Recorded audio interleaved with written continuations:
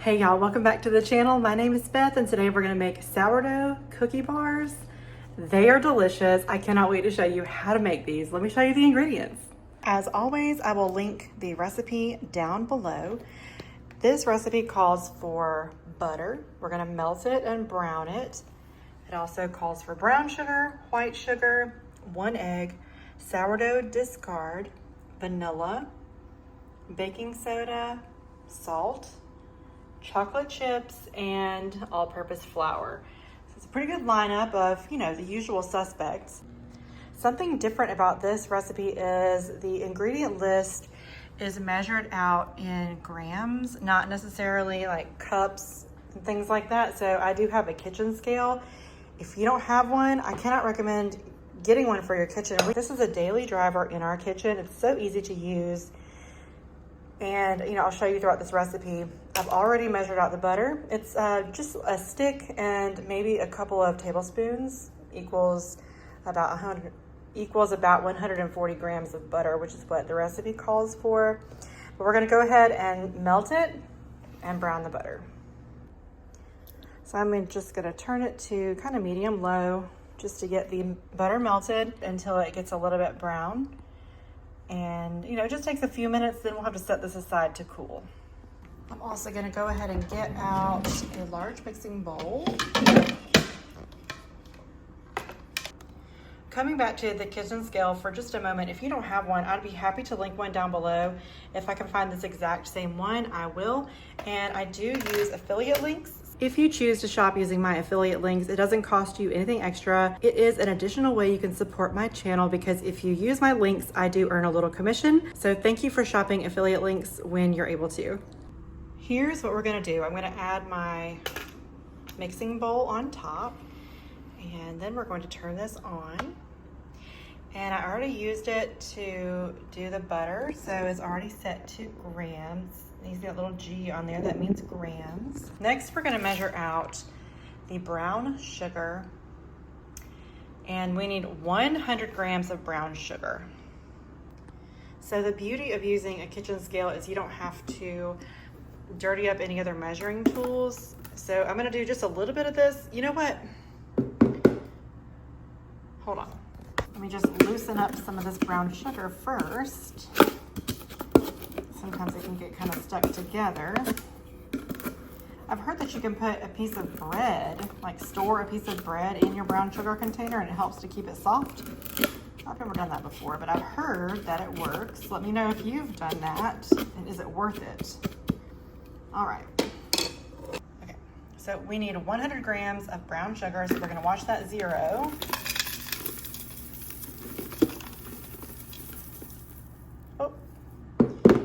Okay, so it's really hard to pour and watch the screen at the same time. So what we're gonna do is we're going to just scoop some back into the container. There we go, right at 100, and that's what 100 grams looks like. Then when it comes time to measure the next thing, instead of having to start all the way over, we're just gonna, this is called tearing the scale. So we'll press this again, it tears it to 0, and then we can calculate the next thing. The next thing will be white sugar. I do use organic cane sugar, so it's not pure white. It's kind of a little bit of a cream color.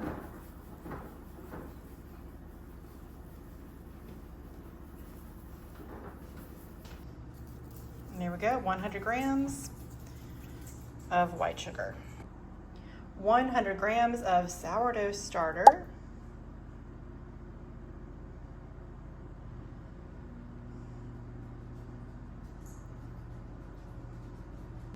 Also, this is sourdough discard. So whenever I feed my sourdough starter and I, discard some and then feed it, I always pour the discard into a jar and I just keep this in my fridge until I'm ready to use it. And this works really well for me and I don't feel like I'm wasting discard because I don't always want to make something with it right away. But this way I can just save it until I need it. And this is a great way to use, this is a great way to build up a good stock of it. So you can use, when you have a recipe that needs a lot of it, you've got it ready to go. It's really wonderful.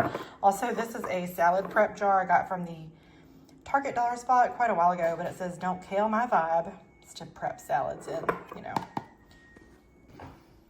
Butter is nice and melted over here, so I'm gonna just kind of take some time over here and whisk it, and I'll show you what it looks like when it gets a little bit browned. I'm gonna go ahead and add the 1 egg.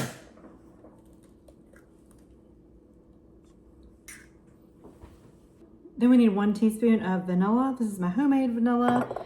Super, super easy to make. I can link a video on how you can make your own down below in the description box. There we go. I still feel like it's difficult to tell on camera, but in real life, when you kind of stir it a little bit, there are some brown flakes at the bottom. So I just like to go for like a light browned butter, not too browned. And this looks good to me, so I'm gonna turn it off and set it aside so that it can cool off. Back to the mixing bowl, I have, again, the brown sugar, the white sugar, the sourdough discard, 1 egg, and the vanilla extract. So I'm just gonna give it a stir.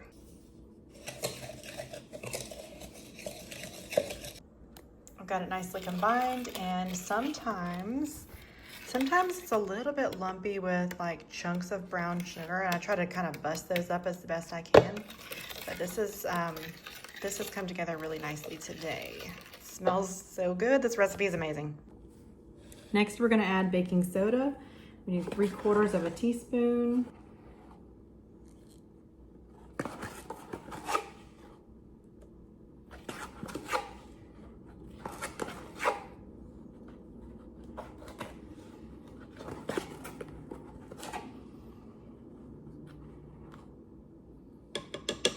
Then we need 1/2 teaspoon of salt.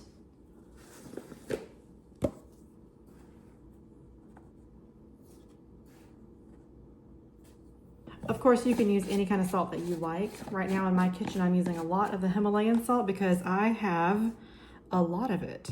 And I really enjoy it too, so it's a good one. I actually forgot to add the butter before the salt and baking soda, so it's not quite cool yet still, so I've got it in the fridge to cool off a little bit. But look at how the baking soda has made, well, maybe you can't really tell on screen, but it's made this so light. It adds such nice air bubbles in there. I was using the Arm & Hammer baking soda for the first couple times I made this recipe, and then I switched to the Sprouts. And I don't know why that would make a difference, but when I switched to the Sprouts brand, it did make these into more of like a fluffier, just a really nice light texture, where before with the Arm & Hammer it was more of a dense, chewy texture. So both were really, really good, but it has been different. So anyway, I just thought I would mention that just because I thought it was interesting. So many bubbles, and look at the butter. Oh my gosh, with the light. So you can see like a little bit of brown in the bottom there. So I'm gonna go ahead and add it to the bowl. Next, we're gonna add the flour. So I've got it back on the kitchen scale. We need 190 grams of all-purpose flour. I like to use this one from Costco.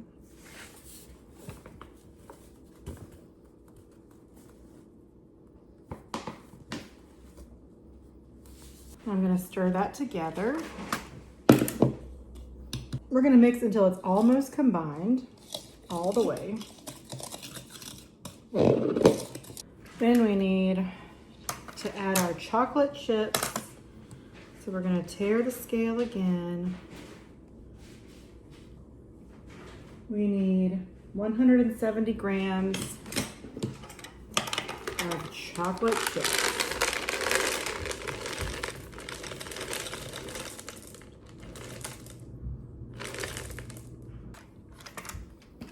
We're done with the scale.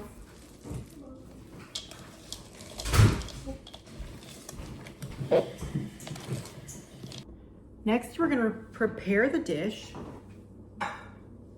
You're gonna need an 8x8 or 9x9.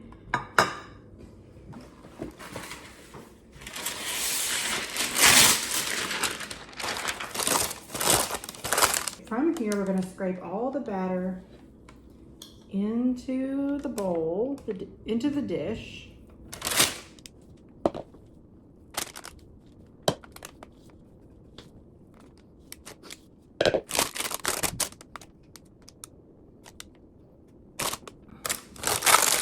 And you just want to press it out the best you can.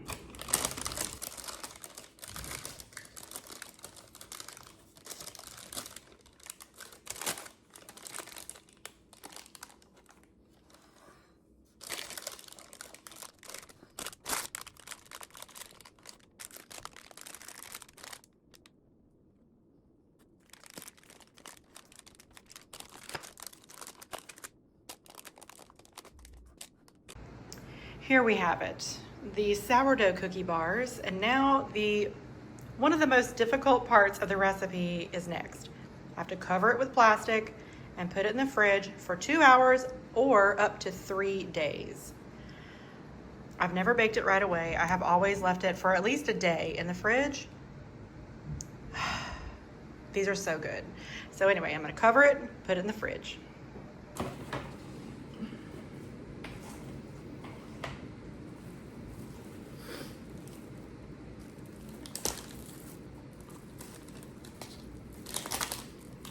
It is the next day. I have the oven preheated to 350. I'm gonna pop these in for 30 to 35 minutes.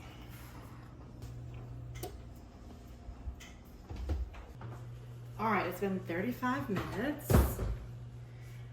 My house smells amazing.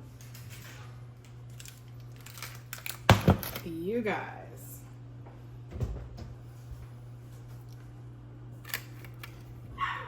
Look at this. Hold on, let me give you an overview top. An over top view. Let me show you this. Okay. There's really no way to describe what this smells like. It smells legit like sourdough and chocolate chip cookies. And it's been my experience that this will fall just a little bit. My mouth is drooling. We're gonna let this cool a good bit, and then we're gonna take the parchment paper out, with the treat, and put it onto a wire cooling rack to cool all the way before we cut it into bars. Yum. Y'all, these are so good. All right, y'all, just in case this footage doesn't speak for itself, let me just tell you, this is a true 5-star family favorite recipe. Look at how beautifully these bars slice. This recipe is perfect. I have made this once a week for the past month. This is on repeat, request, per my children. And I don't ever claim, I've never claimed to be an excellent baker, but this recipe has turned out every single time that I've made it. So I can't recommend it enough. If you like chocolate chip cookies and if you have a sourdough in your life, you will want to make this.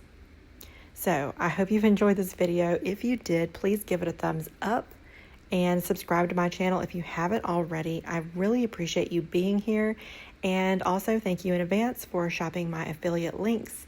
Thank you for adding a dash of gratitude to your day, and I will see you on the next video, friends.